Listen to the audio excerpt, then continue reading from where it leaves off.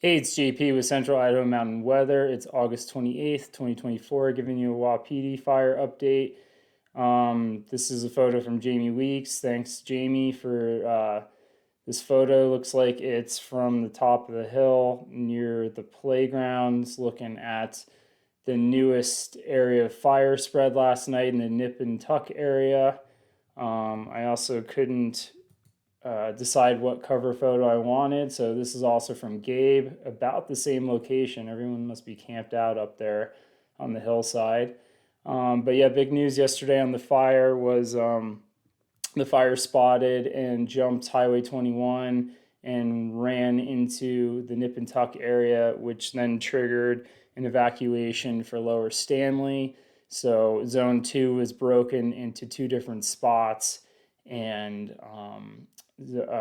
Lower Stanley was asked to evacuate. There was some miscommunication in the Custer County Sheriff's Department with closing the highway. The highway was never apparently closed. That was cleared up.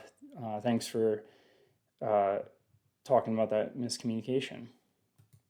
And if you're still enjoying this broadcast, we ask that you do a one-time donation or even better, a monthly subscription. You can find this link in the profile or the link below. All right, so the Custer County Sheriff Department updated their evac map.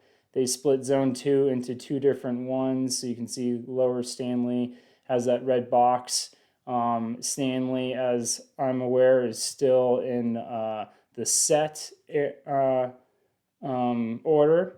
They added Casino to the northeast. Zone 3 is the ranger station area. Zone 4 is the Redfish Complex, so Redfish Lodge area and campgrounds. Zone 5 is the fish hatchery. And then looks like Zone 6 is the west side of the high of 75, and Zone 7 is like Fisher Creek zone area. All right, still no news on any new closures over on the Lowman side of things. So that's good news. Okay, let's get into it. A lot of new graphics added to the fire map overnight. Where to start? I guess we'll just start near Stanley. So we can see the new growth over, this is where it jumped the highway in between Crooked Creek and Iron Creek Road is where it spot fired and was moving northeast. That was because of the strong southwest winds yesterday with the prefrontal winds. The winds have now shifted to the west.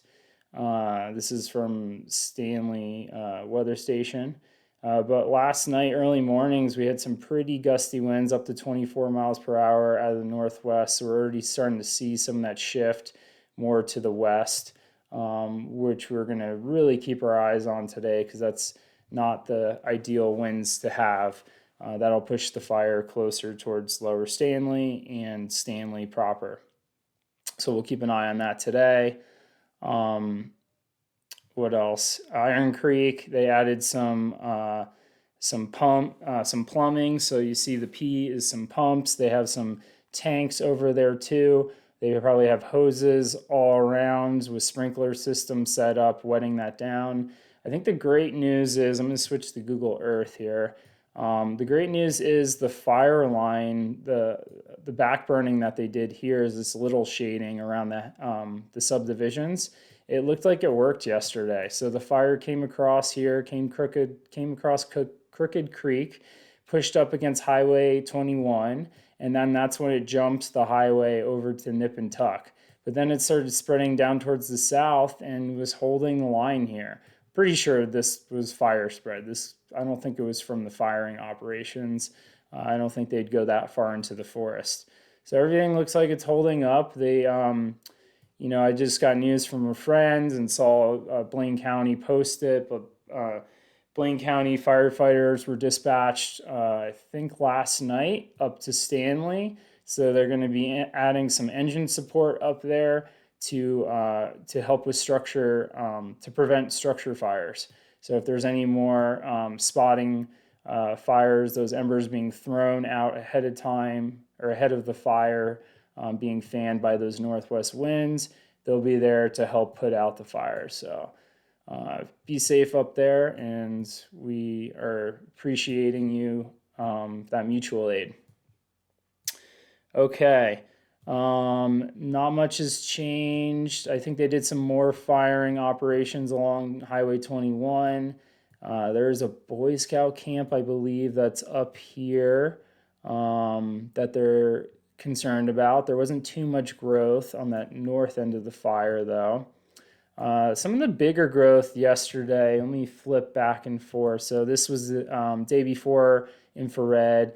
This was yesterday. So you could see there's lots more fire growth in the interior areas, which they're not really going to be too concerned about with, because there's no structures there and it's pretty steep and unforgiving hillside. The fire is starting to spread around bull trout on either side of that earlier burned area.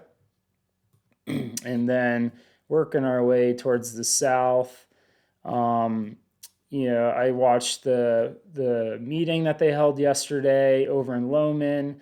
It's pretty great to see. They have I forget the IC's name, but he brought in one of his friends who kind of, it sounded like came out of retirement in a way, to head the team over there as a subdivision lead, which is going to just create a lot, like have an expert over there for you over in Lowman. So there's not so much having to split the team. They have two separate teams that are working together, but can also work independently, if that makes sense. Okay, I added some of the subdivisions over there. You can see Hanging Valley. The newest growth is heading towards, it crossed over Warm Springs here and heading up the hillside here. You can see there's lots of green on the backside here. So it'll probably work its way down this canyon here today. Let me see if I actually have that map.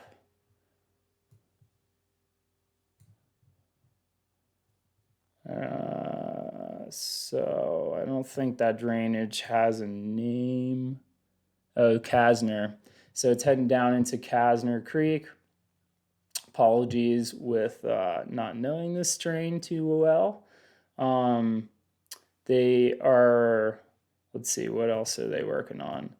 So with, Lowman's kind of in a tight spot here because you got three different fires kind of working from the west, the north, and the east. So you're kind of in this pinch point. People are recognizing that and trying to really give you lots of support there. Luckily, to the north was where the Pioneer Fire was in 2016, and it looks like the Nelly Fire has pushed into that boundary line and hasn't really grown into that area. So a lot of those fuels have been depleted, and that's good news for the east side. They're continuing to fly a drone over there on the Nelly Fire and keep an eye on it, but they're not taking any action yet on the east side. And then a ranger, I think a past ranger, Tracy, came to talked about just like being ready ahead of time. They were a little worried about a spot fire getting into Casner Creek, so that's why they had the 2 Ravens and 10 acts subdivisions under the ready status, just to get you all some time to get your things together, so you can be ready to evacuate in case the fire pushed down to 21. The good news is the IC was saying is that a lot of the fires out west are pretty under control, so they kind of have a gambit of like all these different resources that they can pull into the area to help with control the fire. Okay. Yeah, I think that's all the updates. Maybe I'll go into the interior of the fire on the southeast corner and the Barren Creek area. So it's kind of pushed up. I need to pull up my fire map. Google Earth is not showing me all the drainage names, and I don't have them memorized. Okay, Goat Creek is to the south of Barron. So we had some new development start, or some fire spread start there, which is kind of a little strange with the southwest winds, but probably if when we switch to northwest today, I can see that ramping up a little bit. I'm going to go back to Google Earth. So you can see a lot of this is pretty alpine terrain, very rocky. So this fire, that finger that came up this way, is going to dead end here. Unless we get really aggressive fire behavior today with the winds, we shouldn't have any spotting like jumping up and over this rocky ridge. It will likely continue up Barron Creek over into Barron Lakes. There's plenty of vegetation in here. And it could spread a couple of different ways. It could hop over into Alpine Lake this way from the north.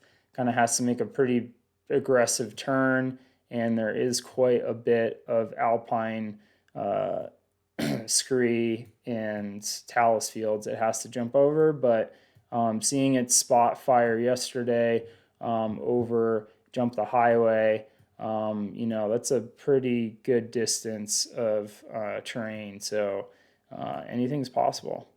So we'll keep an eye on Stanley today, and of course Lowman as the winds shift to the northwest, and see what happens from the fire.